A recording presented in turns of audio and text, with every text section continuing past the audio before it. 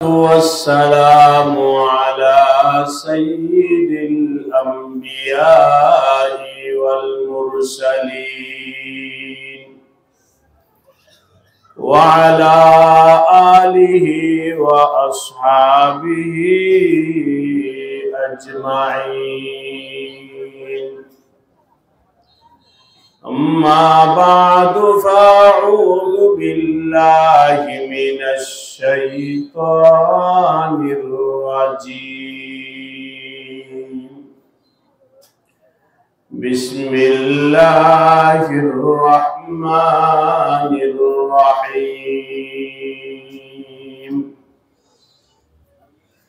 والذين آمنوا أشد حبا لله. آمنت بالله صدق الله مولانا العظيم. الله কুশারিপাড়া কওমিয়া হাফিজিয়া নুরানিয়া মাদ্রাসা ও এতিমখানার উদ্যোগে আয়োজিত 24তম বার্ষিক ওয়াজ ও দোয়ার মাহফিলের সম্মানিত সভাপতি হযরত উলামায়ে কেরাম, মুরব্বিয়ানে কেরাম,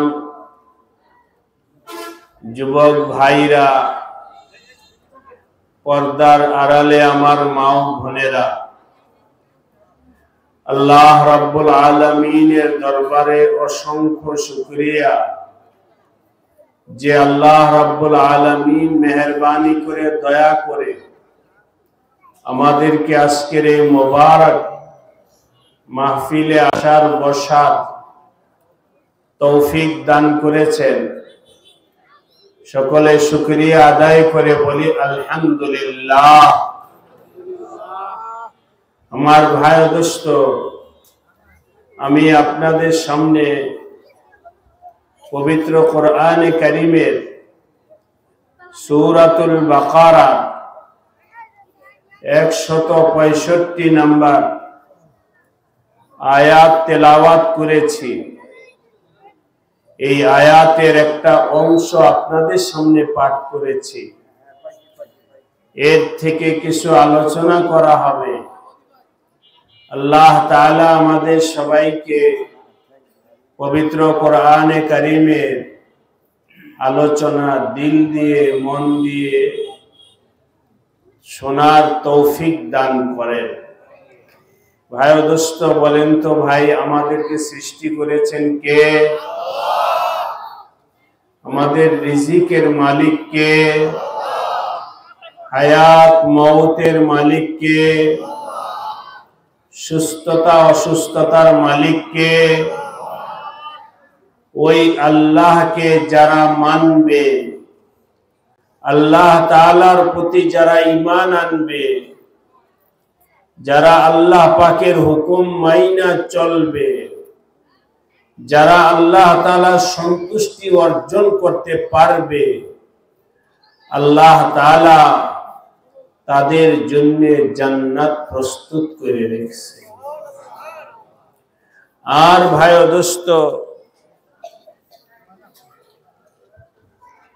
যারা আল্লাহ তাআলাকে মানবে না, আল্লাহ তাআলার উপরে ঈমান রাখবে না, আল্লাহ তাআলার হুকুম মানবে না, খায়েশাতের জিন্দেগি, মন চাহি জীবন, মন যেভাবে চায় সেভাবে যারা চলে, তাদের জন্য আল্লাহ পাক জাহান্নাম তৈয়ার করে রাখছে। এই জন্য আমি আপনাদের সামনে দু একটা কথা বলবো, দিল দিয়ে মন দিয়ে আমলের নিয়তে কথা শোনার চেষ্টা করব। রাজি আছি ভাই? কি ভাই বলেন, রাজি আছেন? আল্লাহ পাকের কালাম কেউ যদি মন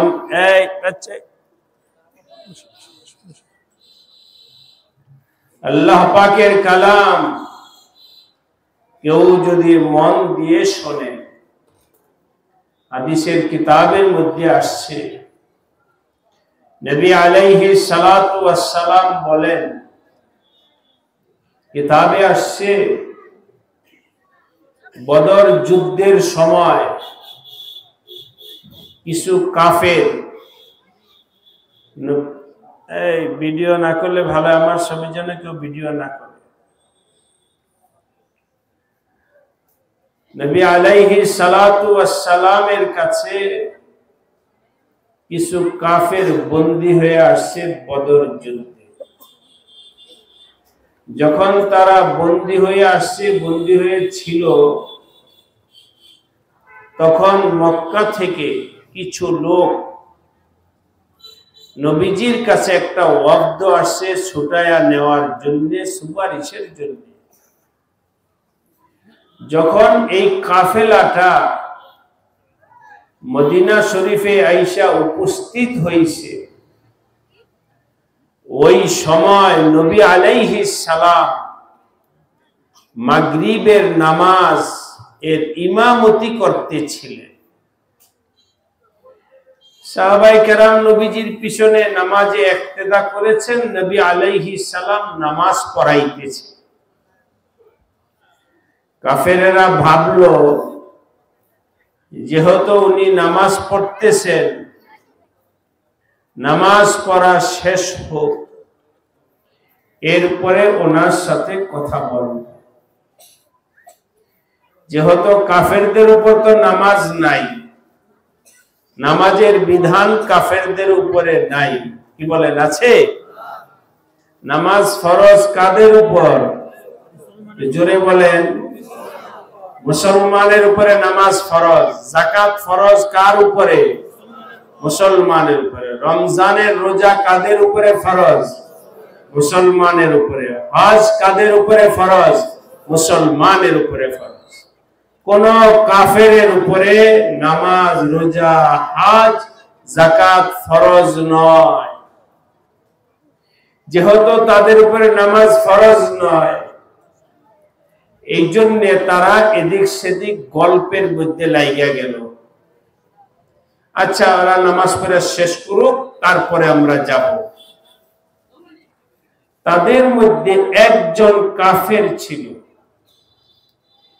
সমাজদার, কিছুটা জ্ঞানী। সে ভাবলো মুহাম্মদ সম্পর্কে অনেক কথাই শুনেছি, কিন্তু সরাসরি আকবর অনেক সমালোচনা করেছি, বিরোধিতা করেছি, অনেক কিছু শুনছি। আজকে যেহেতু আসছি, একটু দেখি না তারা কি বলে। বলেন আল্লাহু আকবার। সবাই যখন গল্পে লিপ্ত, তখন ওই কাফেরটা নবীজির নামাজ দেখার জন্যে, পড়ার জন্যে নয়, দেখার জন্যে। কথার কথা, আপনাদের এই মসজিদে ভেতরে নামাজ চলছে, কাফের সে বারান্দা থেকে তাক পাইতা দেখতেছে যে মুসলমান কিভাবে নামাজ পড়ে। যখন সে দেখতে আসছে, সবাই সারিবদ্ধভাবে দাঁড়ানো, আমার নবীজি সবার আগে। ইসলামের বিধান, নবীজি আলাইহিস সালাম দুনিয়াতে মানুষকে ন্যায় নিষ্ঠা, মানুষের মর্যাদা, মানুষকে আদব আখলাক শিখায় গেছে। নামাজ থেকে আমরা অনেক কিছু শিখতে পারি। এক সাফ মে খড়ে হে মাহমুদ ও আয়াজ, না কোই বান্দা রহা না কোই বান্দা নওয়াজ। সবাই এক কাতারে দাঁড়ানো, কে আমির কে ফকির, ব্যবধান নাই, ঠিক কিনা বলেন? যেই কাতারে বাদশাহ, তার পাশেই একজন ফকির দাঁড়াইতে পারে, কারণ দাঁড়াইছে কার সামনে? আমার আল্লাহর সামনে আমির ফকিরের ব্যবধান নাই। সব এক কাতারে দাঁড়ায়া নামাজ পড়তেছে। নবীজি যখন রুকুতে যায় সবাই রুকুতে যায়, নবীজি যখন সিজদায় ওঠে তখন সবাই সিজদায় যায়। এক ইমামের অনুসরণ কইরা চলছে। কাফের লোকটা দেখতেছে। কিছুদিন আগে আমি বলতে পারবো না তারিখটা, তবে একটা পত্রিকা একটা লেখা আসছে, ওই আমাদের সুনামগঞ্জ এক এলাকার দুইটা মেয়ে মুসলমান হয়েছে। যখন দুইটা মেয়ে মুসলমান হয়েছে, সাংবাদিক তাকে জিজ্ঞাসা করলো, কেন মুসলমান হইছ? ভাই ও দোস্ত, মুসলমান যদি কেউ হয়, জিজ্ঞাসা করি আপনারা খুশি না বেজার? যদি কেউ অমুসলিম, কেউ যদি মুসলমান ধর্মে আসে, তাহলে মুসলমান খুশি হওয়া উচিত, ঠিক কিনা বলেন? কিন্তু ভাই ও দোস্ত, আমাদের দেশে কিছু মানুষ আছে নিজে মুসলমান কিন্তু আরেকজন মুসলমান হওয়াকে পছন্দ করে না। নাস্তিক মানসিকতার যারা, তারা কিন্তু এটা পছন্দ করে না। আমি ওই দিকে যাব না। যাই হোক, যেটা বলতেছি ওখানেই ফিরে আসি। সাংবাদিক গিয়া জিজ্ঞাসা করলো, কেন তোমরা মুসলমান হইছ?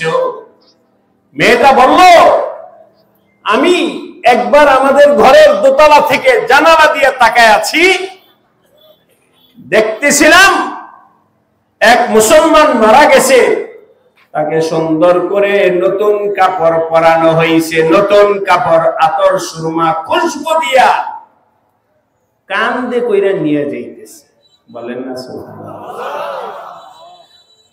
নতুন কাপড় পরা কাঁধে করে সব মুসলমান তার পিছনে পিছনে সরছে কবর দেওয়ার জন্য।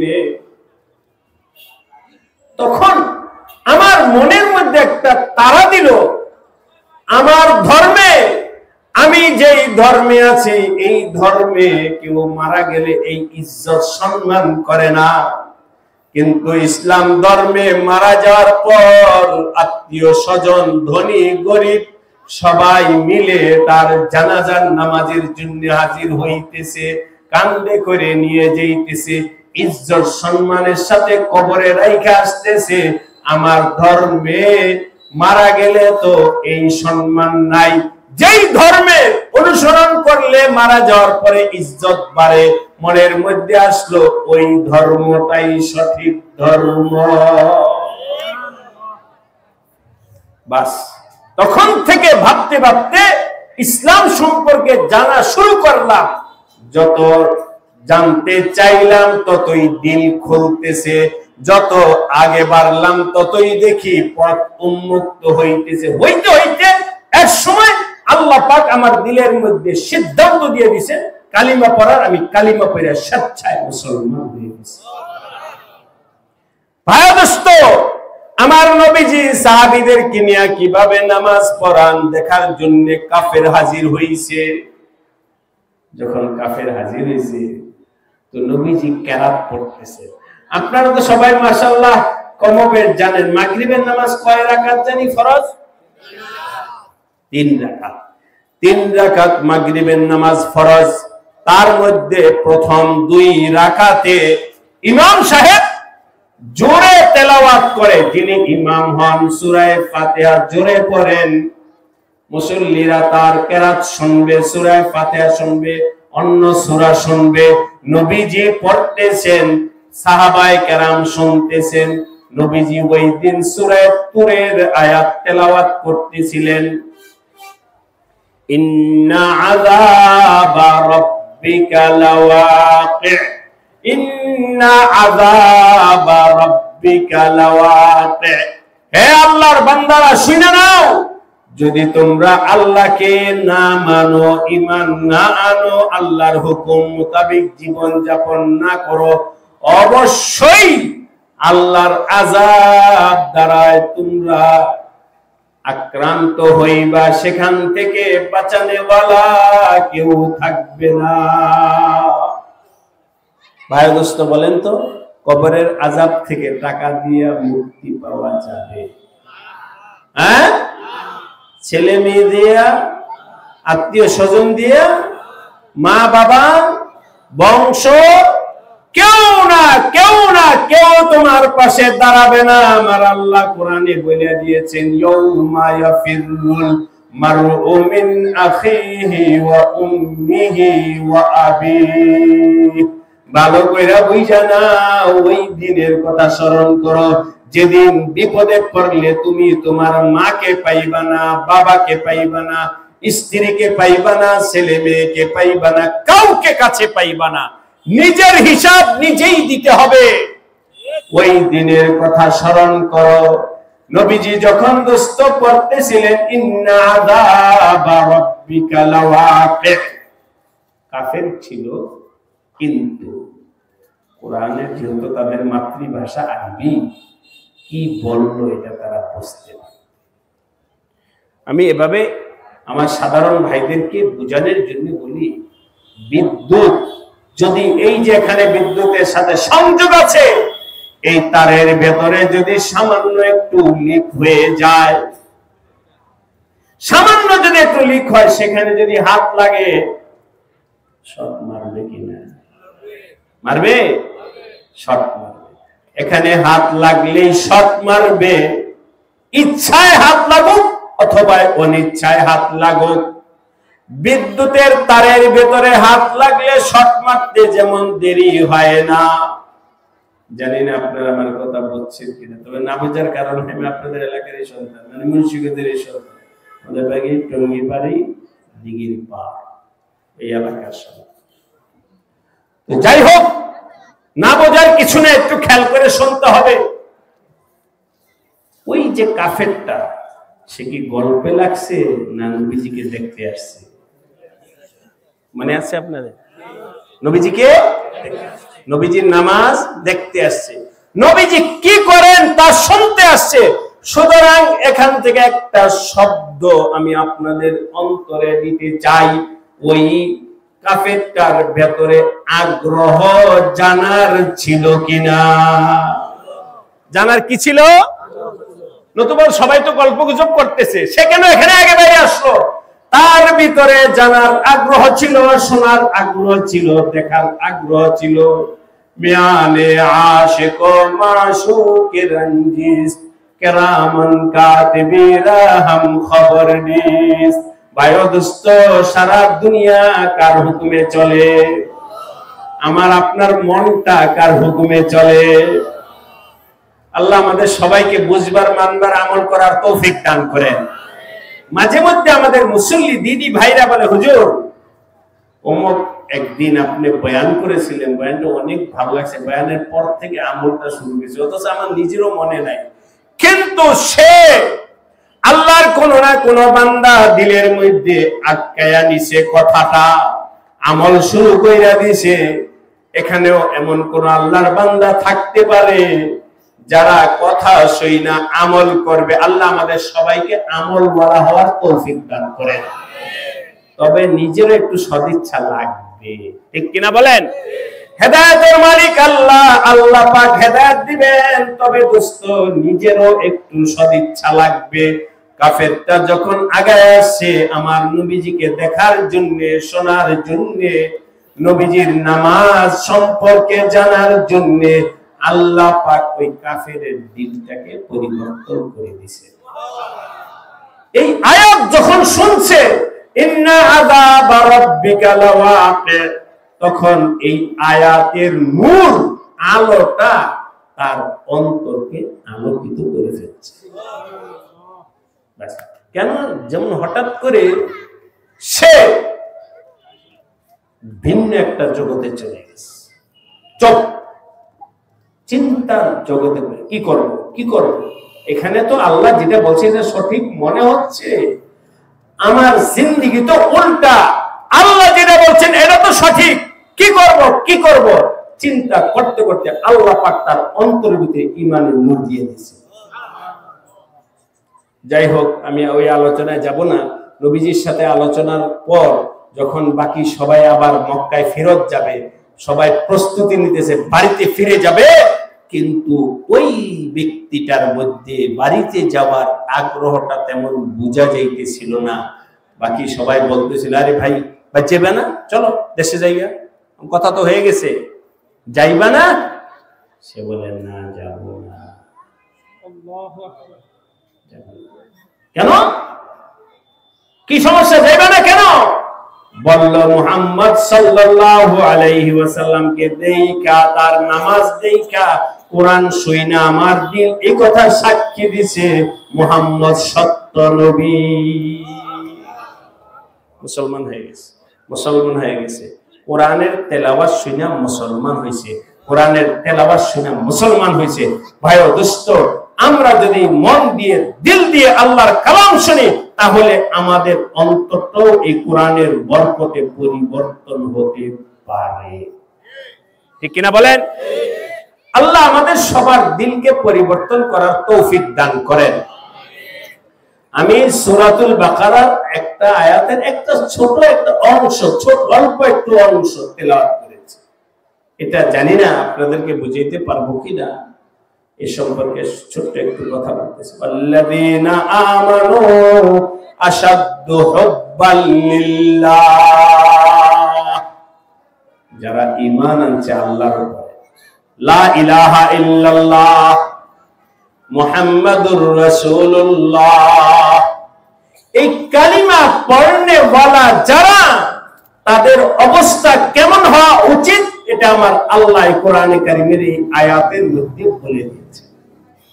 আমি আপনাদেরকে জিজ্ঞাসা করি, ভাই ও দোস্ত, কেউ যদি কালিমা পড়া মুসলমান হয়, কেউ যদি কালিমা পড়া মুসলমান হয় দিল থেকে, তাহলে সে কি গির্জায় গিয়া খ্রিস্টানদের মতো প্রার্থনা করবে? জোরে বলেন না। কেউ যদি দিল থেকে মুসলমান হয়, তাহলে সে কি মন্দিরে গিয়া ওই মূর্তির সামনে মস্তক অবনত করবে? করবে না। ভাই ও দোস্ত, ঈমানের জায়গা ভিন্ন, আখিরাতের জায়গা ভিন্ন, ইসলামের জায়গা ভিন্ন। সব কিছু করা যায় না, সব করা যায় না। আমি যখন কালিমা পড়েছি লা ইলাহা ইল্লাল্লাহ, লা ইলাহা ইল্লাল্লাহ, এই কালিমা যখন পড়ছি, তখন আল্লাহ ছাড়া আর কাউকে মাবুদ বানানো যাবে। এখন কেউ কালিমা পড়ে আবার যদি গায়রুল্লাহর সামনে মস্তক অবনত করে, কালিমা পড়ছে, গায়রুল্লাহর পূজাও করে, তাহলে সে মুসলমান হবে? মুসলমান হবে না, মুসলমান হবে না। হে ঈমানওয়ালারা, ভালো করে বুঝে নাও, হে ঈমানওয়ালা, ভালো করে বুঝে নাও, তুমি যেহেতু কালিমা পড়ছো, এখন তোমার উপরে দায়িত্ব আসছে, তুমি সবচেয়ে বেশি মুহাব্বত করবা কাকে? বলেন। পারবো? হাত উঠান তো দেখি। আল্লাহ আমাদেরকে তৌফিক দান করেন। আমি শুধু এখন এই মজলিসে শুধু এইটা বলে গেলাম যে ঈমানওয়ালারা যারা ঈমান আনছে, ঈমানের দাবি করে, তাদের দায়িত্ব হলো সবচেয়ে বেশি আল্লাহকে মহব্বত করা। বাস, এটা হলো ঈমানের দাবি। সবচেয়ে বেশি মহব্বত আল্লাহকে করো। নিজের বাবা থেকে বেশি মহব্বত আল্লাহকে করো, নিজের ছেলে থেকে বেশি মহব্বত আল্লাহকে করো, নিজের স্ত্রী থেকে বেশি মহব্বত আল্লাহকে করো, নিজের স্বামী থেকে বেশি মহব্বত আল্লাহকে করো। সারা দুনিয়ার মানুষ একদিকে থাকবে আর আমার আল্লাহ আরেক দিকে থাকলে কার মহব্বত বেশি হইতে হবে বলেন? আমার আল্লাহর মহব্বত বেশি হইতে হবে। যদি আল্লাহর মহব্বত বেশি পয়দা করতে পারো, তাহলে তোমার ঈমান পরিপূর্ণ হবে, তাহলে তুমি পাক্কা মুমিন হইবা।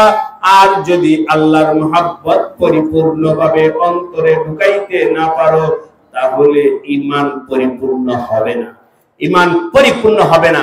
সাইয়্যিদানা ইব্রাহিম আলাইহিস সালাতু ওয়াস সালাম নবী ছিলেন। হযরত ইব্রাহিম আল্লাহকে, অবশ্যই সব নবী তো আল্লাহকে মাননেওয়ালা, আল্লাহর কথা বলে, আল্লাহর মহব্বতের কথা বলে ইব্রাহিম আলাইহিস সালাম, কিন্তু তার পিতা ঈমানওয়ালা ছিল না, আল্লাহকে জাননেওয়ালা ছিল না, আল্লাহকে মাননেওয়ালা ছিল না, তার সহ্য হয় না। ছেলের এই সমস্ত কথাবার্তা সহ্য হয় না। একদিন জিজ্ঞাসা, হাই মিয়া, তুমি আল্লাহ আল্লাহ করো, আমার দেবদেবী মূর্তি ছাইরা আল্লাহ আল্লাহ করো? ইব্রাহিম আলাইহিস সালাম তার মতো করে বাবাকে বুঝানোর জন্য, দাওয়াত দেওয়ার জন্য চেষ্টা করছেন, কিন্তু কোনো মতেই বাবা ঈমান আনে নাই। পরবর্তীতে ইব্রাহিম আলাইহিস সালাম, আপনাদেরকে জিজ্ঞাসা করি, আল্লাহকে ধরছে না বাবাকে ধরছে? বাড়ি থেকে বের হয়ে গেছে আল্লাহকে পাওয়ার জন্য, এই বাবার সাথে আর থাকে নাই। বাবার মহব্বত তার কাছে বড় ছিল না, তার কাছে মহব্বত ছিল কার? আল্লাহর মহব্বত বড় ছিল। হে ঈমানওয়ালা আমার ভাইরা, পর্দার আড়ালের মা ও বোনেরা, আপনাদেরকে বলবো, জীবনের পদে পদে, দিনে রাতে, সব সময় একটু ফিকির করে দেখেন আল্লাহর মহব্বত দিলের মধ্যে জায়গা দিতে পারছেন কি না। এটা আপনাদের উপর রেখে গেলাম যে আল্লাহকে মহব্বত করতে পারছেন কিনা একটু চোখটা বন্ধ করে দেখেন তো, কলবকে জিজ্ঞাসা করেন যে আমার অন্তরে আল্লাহর মহব্বত বেশি না টাকা পয়সার মহব্বত বেশি? আল্লাহর মহব্বত বেশি না আওলাদ ফরজন্দের মহব্বত বেশি? আল্লাহর মহব্বত বেশি না গায়রুল্লাহর মহব্বত বেশি? একটু নিজের দিলটাকে প্রশ্ন করেন। বাস, আপনার দিল, চোখ বন্ধ করে দিলকে প্রশ্ন করলে দিল সঠিক উত্তর দিবে। মহব্বতটা নিয়ে কবরে যাওয়ার চেষ্টা করি। আল্লাহ পাক আমাদের সবাইকে তৌফিক দান করেন। মহব্বত কিভাবে পয়দা হবে, এর জন্য আমি দুই একটা আমলের কথা বলব। এক নম্বর আমল, আমার পূর্বে হযরত মাওলানা নুরুল আমিন সাহেব বলে গেছেন যে ভাই 5 ওয়াক্ত নামাজ পড়তে হবে। যারা ঈমানের দাবিদার, যারা আল্লাহর মহব্বতের দাবিদার, তাদের উপরে আল্লাহ পাকের হুকুম মানতে হবে। 5 ওয়াক্ত নামাজ চেষ্টা করব জামাতের সাথে আদায় করার জন্য। রাজি আছেন? কে কে 5 ওয়াক্ত নামাজ পড়বেন একটু নিয়ত করেন তো দেখি। আল্লাহ সবাইকে তৌফিক দান করেন, কবুল করেন, বলেন আমিন। এই একটা আমলের আলোচনা এখানে শেষ। দ্বিতীয় আরেকটা আলোচনা, আমি একটা হাদিস শোনাবো শুধু আপনাদেরকে। এক সাহাবী ছিলেন হযরত উকবা ইবনে আমির রাদিয়াল্লাহু তাআলা আনহু। সাহাবী ছিলেন হযরত উকবা ইবনে আমির রাদিয়াল্লাহু তাআলা আনহু। উনি নবীজির দরবারে হাজির হয়েছেন। নবীজির দরবারে হাজির হয়ে মহব্বত এবং বরকতের জন্য নবীজির হাত মুবারক ধইরা বললেন, ইয়া রাসূলুল্লাহ, আপনি আমাকে কিছু আমল দেন, শ্রেষ্ঠ আমল, অনেক দামি আমল, আমাকে কিছু আমল আপনি দেন। নবীজির হাত মুবারক ধরে হযরত উকবা ইবনে আমির আমল চাইছেন। ভাই ও দোস্ত, এখানে যারা আছেন, আমি কাউকে হাত উঠাইতেও বলবো না, নামাইতেও বলবো না। আপনারা আপনাদের দিলকে প্রস্তুত করবেন। এই দুনিয়ার জিন্দেগিতে 60-70 বছর হয়ে গেছে, জিজ্ঞাসা যদি করি, আপনি কোনোদিন কি কোনো আলেমের হাত ধরে বলছেন, হুজুর আমাকে একটু আমল দেন, আমি যেন জান্নাতে যেতে পারি, আমাকে একটা আমল দেন, আমি যেন কবরে শান্তিতে থাকতে পারি, আমাকে একটা আমল দেন, আমি যেন জাহান্নাম থেকে বাঁচতে পারি? এরকম কোনোদিন কোন আলেমের কাছে গিয়া কেউ কিছু বলছেন কিনা? এটা আপনাদের উত্তর আপনাদের দিলেই নিয়ে গেছে। যাক, জাহর হোক। হযরত উকবা বললেন, ইয়া রাসূলুল্লাহ, আমাকে কিছু আমল দেন। সাহাবেরা নবীজির দরবারে হাজির হয়ে আমল নিত, আমল ওই নবীজির কথা অনুযায়ী নিজের জিন্দেগি গড়ত, নিজের জীবনকে চালাইতো। এই চালানোর কারণে দুনিয়াতে থাকা অবস্থায় আল্লাহ পাক তাদেরকে জান্নাতের সুসংবাদ দিয়েছেন। হযরত উকবাকে নবীজি 3টা আমল দিলেন। 1 নম্বর আমল, শিলমান কাতাআকা, শিলমান কাতাআকা। এই শোনো, বিভিন্ন কারণে সমাজে চলতে গিয়া তোমার বোনের সাথে তোমার সম্পর্ক নষ্ট হইতে পারে। কোন কারণে তোমার বোনের সাথে যদি তোমার সম্পর্ক ছিন্ন হয়ে যায়, তুমি ওই সম্পর্কটা বজায় রাখার চেষ্টা করিও। তোমার ভাইয়ের সাথে যদি সম্পর্ক নষ্ট হয় এই সম্পর্কটা ঠিক রাখার চেষ্টা করো।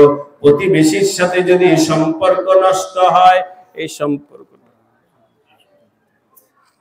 সম্পর্কটা বজায় রাখার চেষ্টা করো। সিলমান কাতাআকা, আত্মীয়তার সম্পর্ক ঠিক রেখো। ওয়াফু আম্মান জালামাকা, এবং কেউ যদি তোমার উপরে জুলুম করে তাকে মাফ করে দাও। 3 নম্বর হলো ওয়াহসিন ইলা মান আসা ইলাইক, কেউ যদি তোমার সাথে খারাপ আচরণ করে তুমি তার সাথে ভালো ব্যবহার করো। 3টা আমল নবীজি দিয়েছেন। আল্লাহ পাক আমাদের সবাইকে আমল করার তৌফিক দান করেন। আগামী ডিসেম্বরের 12, 13, 14 আমাদের দিঘির পার 3 দিন বিপিএস নাই জোর আছে। আপনাদেরকে দাওয়াত দিয়ে গেলাম, যদি কারো সম্ভব হয় যাওয়ার চেষ্টা করে। ইনশাআল্লাহ সেখানে বিস্তারিত আলোচনা হবে। এই মাদ্রাসাকে আল্লাহ পাক কবুল করে নেন।